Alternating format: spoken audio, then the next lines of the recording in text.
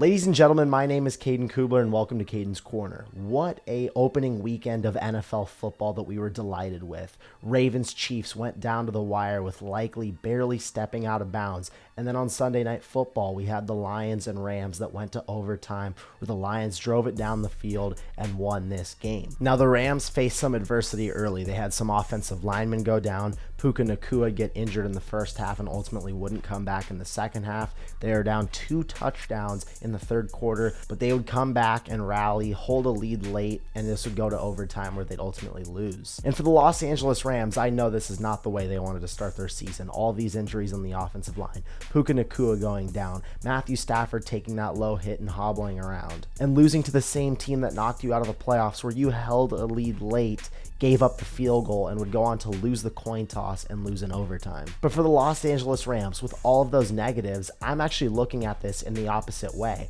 I think there's so much positive to take from this game, and I think the Rams are legit contenders this year. And let's just start with this. The Lions are no joke of a team. The Rams only lost to them by 1 point in the postseason last year. And we all know that the Lions would go on to the NFC Championship where they'd hold a 17-point lead in the second half. You're telling me they play 30 more minutes of good football? They're in the Super Bowl, and the Rams only lost to this team by 1 point. And looking at this opening night game for the Rams, it was a complete disaster, and they still almost won. They had 3 starting offensive linemen get injured, combined with one of their starting offensive linemen that is suspended. So in total, they had to work with 4 new offensive linemen, a few that had come up from the practice squad. And Puka Nacua, who lit the league on fire last year as a rookie, went down in the first half. I think everybody's ready to call him a top 10 receiver in the league, and we know what he brings to this explosive Rams offense. And at the end of the first half, Matthew Stafford took that really low hit and was hobbling around for the rest of the game. So you combine all of those things together and tell me that the Rams would go on to lose this game in overtime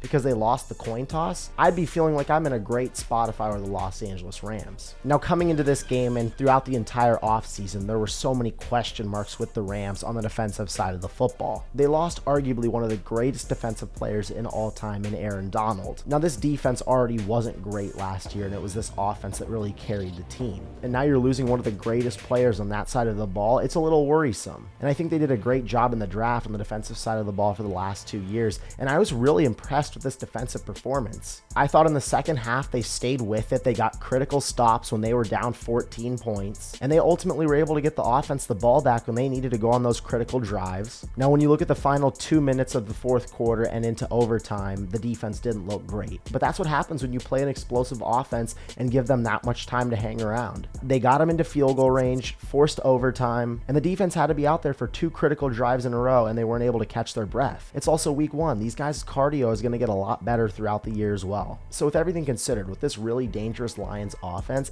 I thought that this Rams defense did a pretty darn good job of slowing them down. So I'm looking at all of this right now, and I'm like, wow, the Rams are a legitimate contender if they can get healthy. They were able to force the Lions into overtime, down 4 offensive linemen, down a top 10 receiver in the league, and had a banged up Matthew Stafford. I would say that that's pretty darn impressive. And when you break down this Rams offense, I know Matthew Stafford, he never throws these interceptions in the red zone. He had that one mistake at the end of the first half where he threw that pick.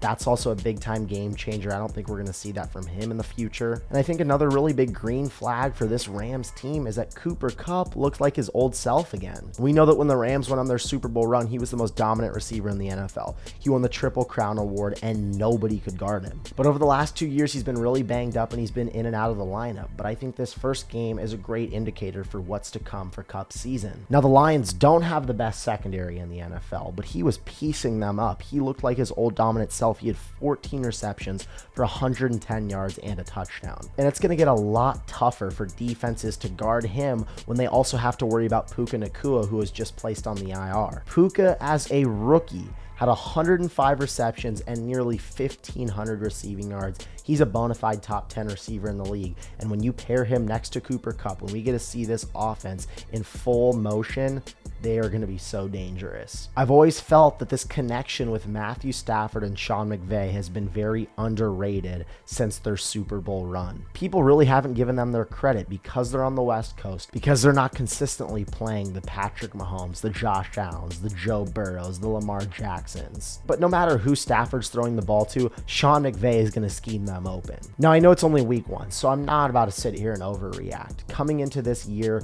I was super confident with this Rams offense. And with what I saw in week one, it tells me everything I need to know about this Rams team. This team is going to get healthy. The offensive line is going to look good. Cooper Kupp is now going to be paired with Puka Nacua for virtually a full season. And this run game with Kyren Williams is going to be elite. And then Sean McVay is going to sprinkle in that play action that's just going to make this team so dangerous. I'm really ready to go all in on the Rams. If they weren't in the same division as the 49ers, they would definitely be a top 4 seed in the NFC. And I still think that they're going to be really competitive with the Niners like they are every year, but I'm not quite ready to put them over them. But right now, I think of the NFC power rankings, I have the 49ers at 1, and I have the Lions and Rams at 2A and 2B. This Rams team is a legitimate Super Bowl contender, and they're not getting their credit that they deserve. I'm Caden Kubler, and that's my take.